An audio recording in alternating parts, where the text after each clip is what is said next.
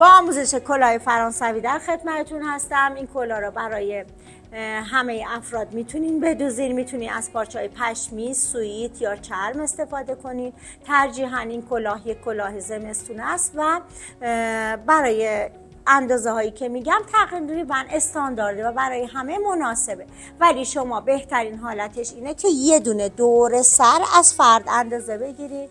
دور سر فرد چه صاف اندازه بگیرید چه کج اندازه بگیرید. حدودا 56 58 این عدد ها رو به شما میده. این عدد رو میذارید کنار و الان من ازش هیچ استفاده ای نمی کنم. یه مستطیل میکشید از نقطه آ تا نقطه سی تون 21 الی 22 و از نقطه آ تا نقطه بی تون 13 سانت باشه. وسط آبی را پیدا میکنم و وسط این مستطیل رو نصف میکنم. حالا از این نقطه دی که به من داد از هر طرف 4.5 فعلا جدا میکنم. دوباره از این طرف هم 4.5 جدا میکنم. برای قسمت بالا رفت کلاه شما از خط آبیتون 10 سانت میاین بالا و یه دونه خط موازی با خط آبیتون میکشین.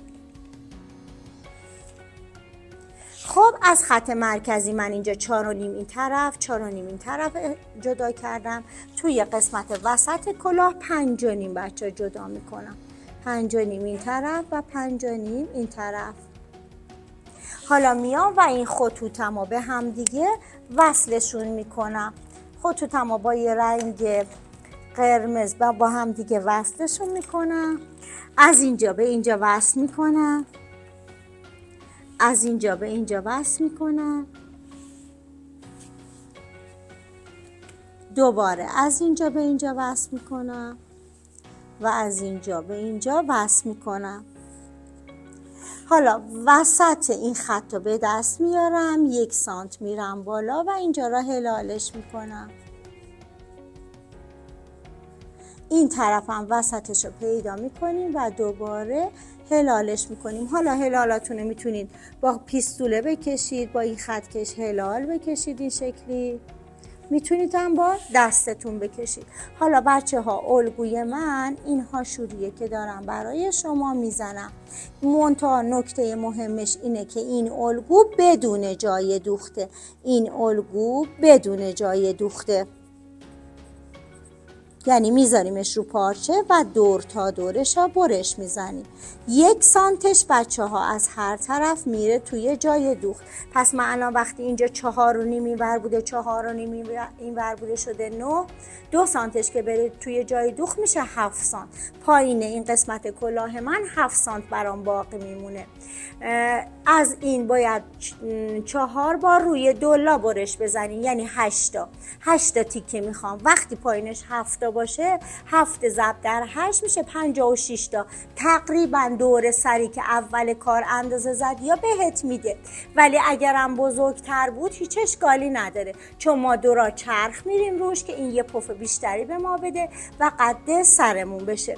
نواری که در میاریم به اندازه دور تا دور اون اندازه سریه که گرفتیم، طولش به اندازه دور تا دور سرمونه به اضافه 2 سانت جا دوخت و عرضش 4 ضرب در 2 به اضافه 3 جا دوخت. مثلا 4 ضرب در 2 میشه 8 به اضافه 3 جا دوخت میشه 13 و پهناش اون میشه 13 سانت و اونم میشه به اندازه دور تا دوره سرتون به اضافه 2 جا دوخت. نوارتون از اوریب یا از عرض پارچه یا از کشش پارچه در میانی و احتیاجی به لای زدن نداره. همین 8 داره که در میارین 8 از جنس آسترتون در میارین و اینا 2 تا که رو هم دیگه هست شروع میکنیم به دوختن که حالا میریم برای مراحل دوختش. مقدار پارچهش حدودا 30 سانت کافیه. ببینید بچه ها الان هر 2 تایی که روی همه را میذاریم از پایین شروع میکنیم به دوختن.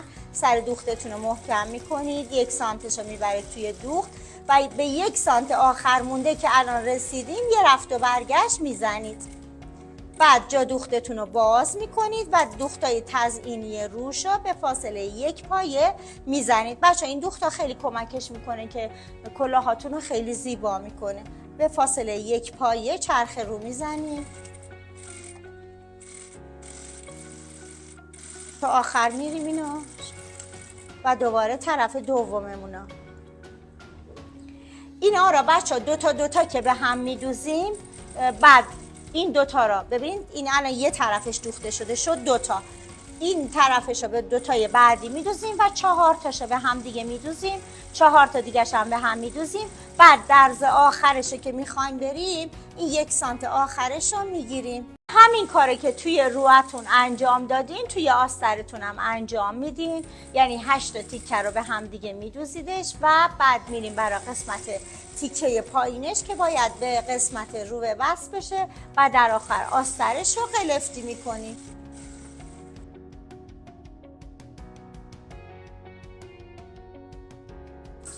بعد از اینکه قسمت پایین کلاهو در آوردین، مثل همه کشبافایی که قبلا بهتون گفتیم باید یه دونه کشکاری بکنید. کشکاریشو انجام میدیم و بعد میریم علنگوییش میکنیم. دلای بازش کشکاری میشه و حالت گردو به خودش میگیره. ببینید بعد از اینکه کشکاری قسمت پایین کارا کردیم، علنگوییش میکنیم، یعنی دو طرفش رو به هم دیگه میدوزیم، کاملا برعکس کمریه دامن. همیشه میگیم حالت علنگویی برعکس کمریه دامنه. حالا برای اینکه دولایش رو میخوایم به کلاه بدوزیم، باید دولایش رو به هم دیگه فیکس کنیم، وگرنه توی لبه کلاهتون باد میفته. دولایش رو به هم فیکس میکنیم، سعی میکنیم اصلا نکشیمش، همینجور که میبینید حالت هلال خودش داره از زیر چرخ رد میشه. توی این مرحله آسترمون کامل شد، دهانه کلاهمون هم کامل شد و خود کلاه هم کامل. حالا دور دهانه کلاه شما اگر زیاد بود میتونید یه چرخش بزنید، میتونید هم قسمت بندی کنید و به قسمت پایین لبه وصل کنید. اول این دوتا رو به هم دیگه وصلشون میکنیم. توی این مرحله داریم لبه کلاه ها به دولایه نوار میدوزیم، کامل لبه کلاه ها قد نوار دور میکنیم و میدوزیمش. بعدم آستر رو میذاریم روش و قلفتیش میکنیم. یه تیکه از آستر شما باز میمونه که پس دوز میشه. در آخر وسط کار اون قسمت بالا رو میتونید یه دکمه تزیینی بزنید، میتونید برای بچه ها منگوله رد کنید، گل تزیینی درست کنید و حالا هر تزیینی که دلتون میخواد روی اون قسمت زاویه‌ای بالاش بدید. توی این مرحله درزای آسترتون رو میذارید به درزای روبه و دور تا دور این کارتون رو بچه شروع میکنید به دوختن.